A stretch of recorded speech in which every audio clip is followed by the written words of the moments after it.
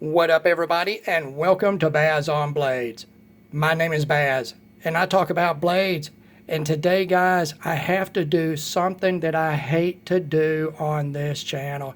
I hate to do negative reviews on this channel. What I want to do is help you find the perfect knife, get the best deal out of it, be a knowledgeable shopper. And you know what? I love knives. I want everybody else to love knives. But it's hard to get somebody to love knives when you have to do a negative review. And I know you've already seen in the title, what we've got here is a review on the CJRB Gobi flipper folder.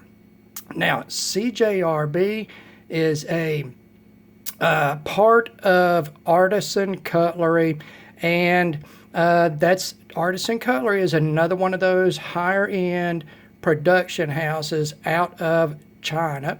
And you know, it's going to join in with the other ranks of these quote unquote high-end budget knives made in China. And CJRB, their knives typically are going to go in about the $40 price point.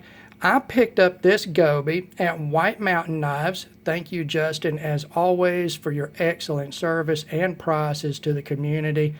This knife was $39.99. I did use a 10% discount code, so that put this knife in at $36. And I'm going to tell you right now, if I had the $36 to do all over again, I would not be doing this review. I love the design of the Gobi. It's a trailing point, moderately draw, pistol grip type of knife. You guys know I love those Persian-esque inspired knives. I love them. I've got multiples from different brands in my collection. So I thought, if I'm going to try out CJRB, my first purchase from them, it might as well be in a style that I like. And I do like the style of this knife. Let's go ahead, before we get into the nitty-gritty of this review, let's go ahead and knock out a few things here. Packaging, first and foremost, you're going to get your standard CJRB box in here. And it does have on one end or the other the model number J1906-BKC Black C. Orange. Black C. Orange. Okay, well, orange starts with C now. And that's okay with me. I actually like the orange on this knife. There's multiple versions of this knife. It's all the same knife, but different color G10 and different color of anodized aluminum trim parts. So this is it's a medium-sized knife. It's sort of an EDC-able type of size. You're looking about 3 3/8 of an inch on your blade length, and that's about 18.5 centimeters. Your blade stock thickness, 126 thousandths of an inch, or about 3.2 millimeters. The blade width at the widest, 887 thousandths of an inch, or 22.5 millimeters. Handle length, 4 3/4 of an inch, or 12 centimeters. Handle thickness, average, ½ an inch, or 12.7 millimeters. Your handle width at the widest is 1 inch, or 26 millimeters. Closed width, I did up here at the pivot, of course, including the flipper tab, 1 1/4 inches, or 32 millimeters. Overall length is 8 1/8 of an inch, or 20.5 centimeters. Stop pin diameter, 100 thousandths of an inch, or 2.5 millimeters. Behind the edge, 20 thousandths of an inch, or 0.51 millimeters. Handle to blade ratio, 0.71, which is excellent. And your weight, 3.6 ounces, or 102 grams. Now, material-wise, you're looking at the standards of the budget realm. Standards, guys. If somebody brings a knife out, the first thing I assume at a certain price point, it's this materials, no matter what the brand is. D2 tool steel for your blade steel. That is an old school tool steel, very simple. It is semi-stainless, meaning it misses the stainless qualifier by about 1.5% of chromium. This high carbon tool steel is very toothy, full of chromium carbides, and it performs as such. It's a toothy cutter. It will take a razor's edge. It won't hold that razor's edge a long time, but the toothy working edge that comes behind it will last a long time. D2 has decent impact resistance. It can be a little chippy on the edge. I do not use it for anything that I'm going to be having any impact with, or, you know, like a chopper or something like that. Corrosion resistance, don't listen to the nightmares about D2. As far as non-stainless qualified steels go, this is one of the easiest to take care of, especially in a smoother stone wash finish on the blade like we have here. And just keep a little oil on it. You shouldn't have any issues with rust at all. Going on to the handle. Surprise, surprise, it's G10 over recessed stainless liners. They are slightly weight relieved. Stainless small parts. Everything in Torx, of course. You've got an anodized aluminum pivot ring on both sides. You've got an anodized aluminum backspacer. You've got a pretty decent deep carry stamped steel pocket clip. It is very cleanly done and works very well too. All right, there's your materials. We are really thinking outside of the box here, aren't we? No, we're not. It's the same thing everybody else is doing at a slightly lower price point. Remember, these are about $40 versus the $50 range that some of the other brands are at. Now, keep in mind, we are at about $10 or $12 over what a new FH series Ganzo will cost in the same exact materials, except for the addition of the anodized aluminum for a little bit of bling, where the Ganzo and a lot of other products use machine G10 for the backspacer. It's 6 of one, half a dozen of the other. The aluminum does add a pop of color, but this anodization is not super tough and it will wear over time. Now, I have carried this knife for about a month and used it. Moderate EDC type use. Mostly cutting cardboard, packaging, some rope, nothing really hard. And the finish is held up well on the backspacer, which is typically where you'll see wear first. If for no other reason, it just bumps up against things, it rubs going in and out of your pocket, whatever. So it's wearing well, guys, no issue there. And I do welcome the color and the metallic sheen and pop to it. It does look good. I got zero issues there. That's enough for the materials. Let's go on to fit and finish, and that is where this CJRB starts to go a little sideways, guys. Fit and finish on the blade is excellent. The grinds are good. The primary grind is even. The secondary grind is even. It came sharp. All of your lettering, laser etch lettering, is well done. It's very small. There's not a lot of billboarding. So for those of you that are sensitive to billboarding, you are good to go on these products as far as I know.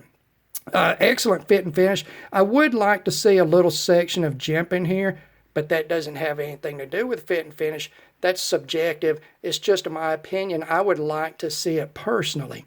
Going on to the handle, there's something strange in this handle. I hope I can catch it on camera. G10 on both sides, but both sides have a totally different finish on them. You can see this side, you can barely see the machining marks on it from the final passes. It is very smooth. This side, and I know you can see the lines going across. That's from machining, and I don't know if maybe these were machined at two different points in the tooling life, and this is from tooling being dull. It could be from anything, guys. I'm not a machining expert, especially with G10. I've never machined G10, but you can plainly see there is a different texture on either side of this handle. Good or bad, I don't know. And we are at the $39 price point, but Ganzo's not getting product like that out at the $10 less price point. And the guys that are $10 more than this, they're not having that issue either. But it's not going to cause the knife to fail or anything. And I think at this price point, even though others don't have this issue, it's not a reason to kick it to the curb. Other than that, the fit and finish on the handle, as far as the way everything meets up, the way the liners are recessed, everything looks good. I haven't had any issues at all on that. You do see here the pocket clip is reversible for left or right-handed. And you know what? Left-handers, you can rejoice in that. It's like somebody out there is thinking about you. And good for you.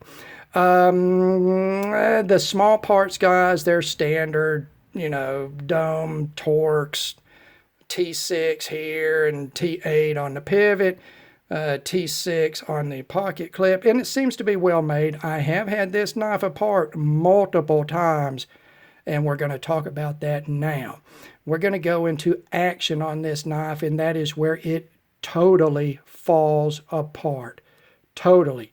Straight out of the box, the first thing I noticed was the centering is not good, and there is a problem there because it is favoring the lock side, not the show side.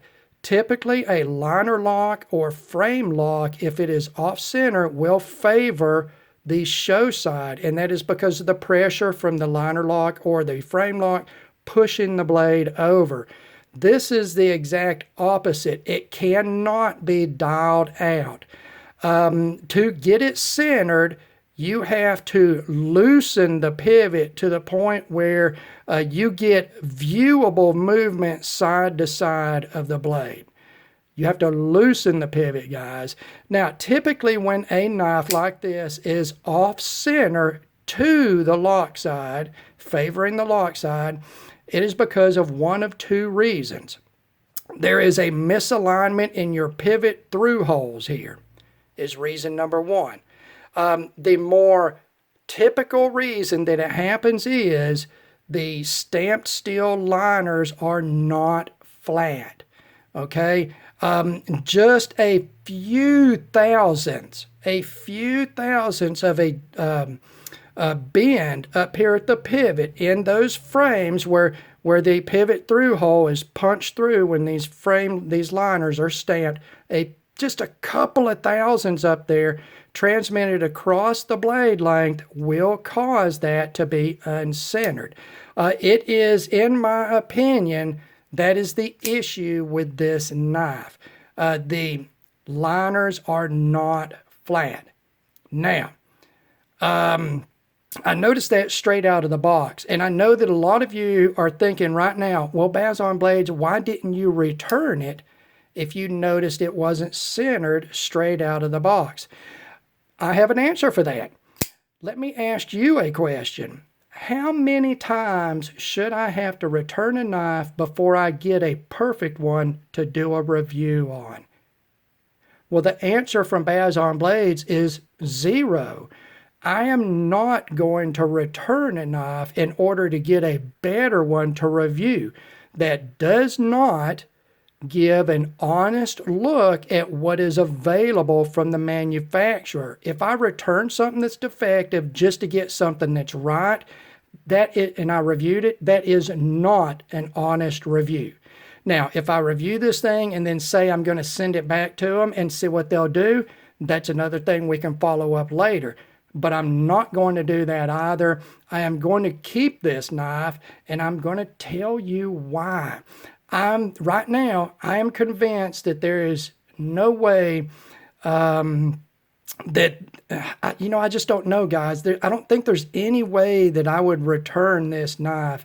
I want to keep it as an abject lesson in this budget knife realm. We are so spoiled in this budget knife realm because there is so much fantastic product available, readily, instantly available, multiple different brands of great product. This knife is going to serve to remind me as a reviewer that There are issues within this community. It's not all gold-plated yeehaw and feather pillows and naked women all the time. So, bands on blades, centering's not a big deal. It's not a big deal. Only the internet cares about centering. And you know what? You're right to a certain degree.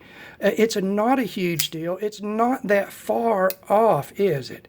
It's not hugely off. Now, keep in mind, I've got it as good as it'll go right now. That's as good as it gets. There is no anything better. But you're thinking, centering is not that important. I'd keep it a little off-centered. Well, I know you would, and I would too. I have for multiple other knives. The bad thing about this is, over about a month of moderate use, this knife developed crazy lock rock. I can tell you right now, the tang of the blade is not even touching that liner lock. It is not touching that liner lock, and the reason I know is it has play in both directions from the center line of the pivot, up and down from the center line of the pivot. That liner is not touching the blade at all. It's not touching the blade at all.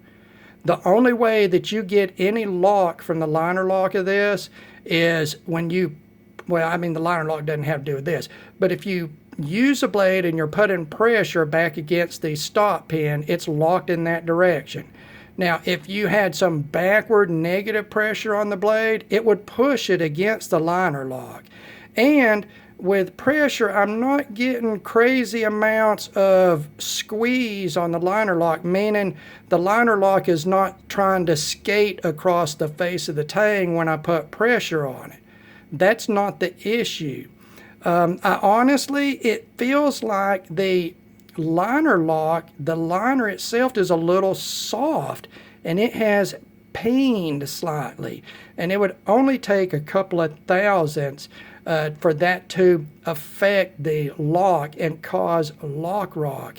And a month of use, moderate use, guys. I mean, cutting cardboard, cutting tape on boxes. I've cut strings off of clothes. I've cut 550 cord with it. Guys, it's not done much of anything. You know that I don't treat folders like they're heavy-duty knives or anything. So I have not misused it. It's just been an EDC knife. And that's terrible lock rock. It's terrible lock rock. So, Bazon Blades, what did you do about this if you're not going to return it? Don't just come on the video and bitch about it. Well, I'm not bitching, guys. I'm just telling you the way it is in this one example, and it is just one example. All right? There's other CJRB product that you might have that might be perfect. I don't know. But I can tell you one thing that I did do. I have locally the world's largest knife store, and it carries every kind of knife that there is, every brand from full customs down to the cheapest Pakistani crap. I went in there and I went to the artisan counter. And when I say the artisan counter, I mean the artisan counter. They have an entire counter section that's about 10 feet long, 3 shelves. They've got every model of artisan knife that there is to have in there. And what I did is I went in and I grabbed 3 or 4 of the G10 D2 models and took a close look at them. While I did not find any lock rock, I did find multiple examples of the centering being out toward the lock side. Multiple examples. We even took a few out of the box, and I would think probably about 40% of what I looked at had bad centering on it. Now, again, that doesn't have anything to do with anything, because when I say 40% of what I looked at, if I looked at 6 knives and 4 of them, or if I looked at 6 knives and 3 of them were off, that's half of them. So, 3 or 4 knives out of what I looked at, the centering was off. And none of it was super terrible. It was all like this. I'm thinking that they're probably running these liners on a small press, 200 or 400 ton high-speed progressive die press, which means it's got one die in it. The die is broken up into sections, and each time the press stamps, it then feeds up one length of the pressing feed length. And then it stamps again, it feeds up, and then it stamps again, it feeds up. And each of those incremental stampings do different things to it. There's piercings, and there's coinings, and there's flattening stages, and there's all kinds of stages that can be made in these dies. But I would imagine that the stamping, the die itself, maybe have something going on there. I don't know, guys, because I don't have a surface plate and a height gauge set up. I eyeballed the liners when I disassembled it, but it's so very subtle. It is so very subtle, you really can't tell anything. So I don't know which liner is bent. Both of them are bent. If it could be an alignment issue on the pivot through hole. I don't know, guys. But it looks like it's not just relegated to one example, my sample here. You know what? As far as action goes, the D10 and everything, D10 is good. The bearing feel is pretty good. I have got this so tight right now to try to get it close to centering. It's not going to fall shut smooth. You know, it's not going to be drop shut, guys. It is smooth. It is bearing smooth. I'm just having to run it a little tight to try to get it as centered as I can again.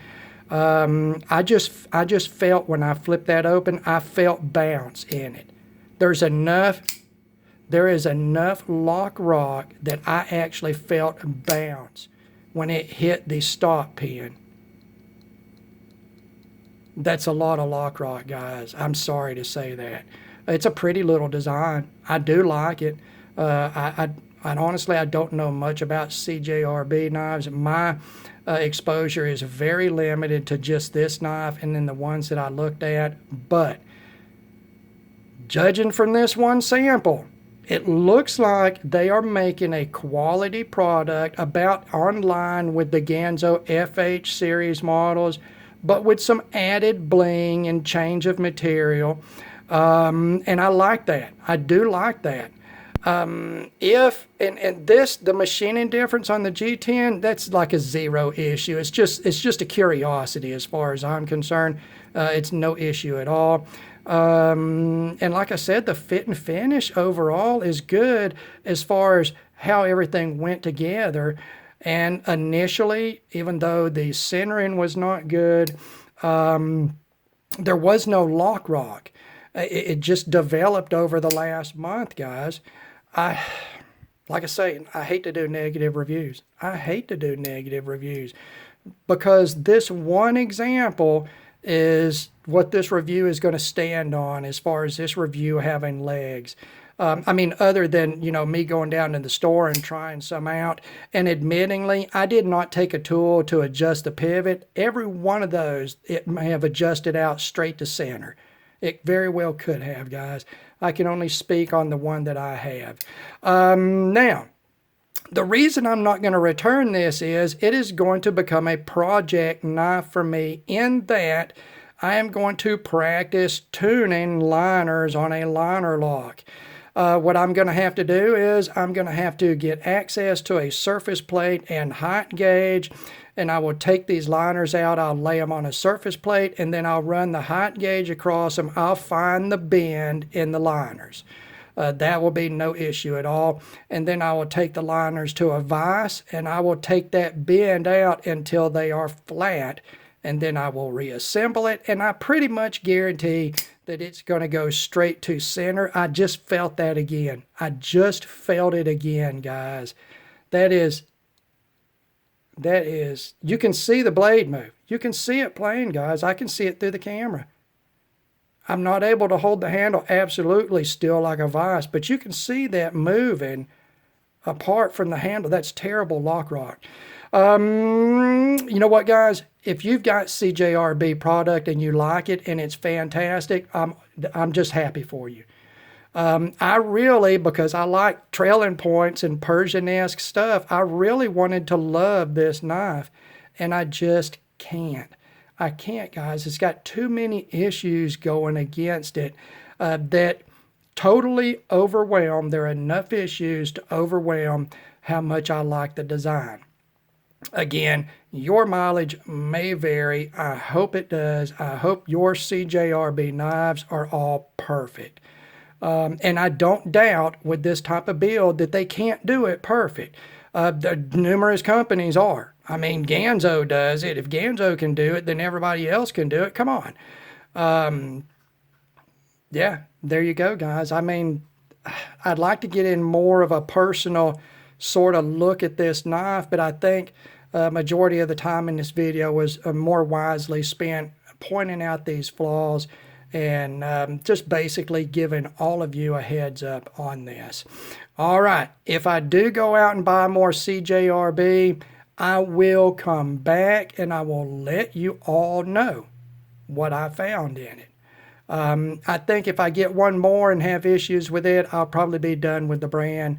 I'm not done with the brand right now. I'm not going to recommend anybody away from the brand. I am just saying be prepared for this, especially for those of you that have to mail order. And, you know, it took a month for that lock rock to show up. I don't know how many companies would take this back after a month of use. Even from Bazon Blades, an internationally known YouTube superstar knife reviewer. I think that if I called Justin and said, hey man, I've been using this thing for a month and it's done this, this, or this, he'd be like, Bazon Blades, have you been drinking? No, I have not been drinking, and I'm not going to call him.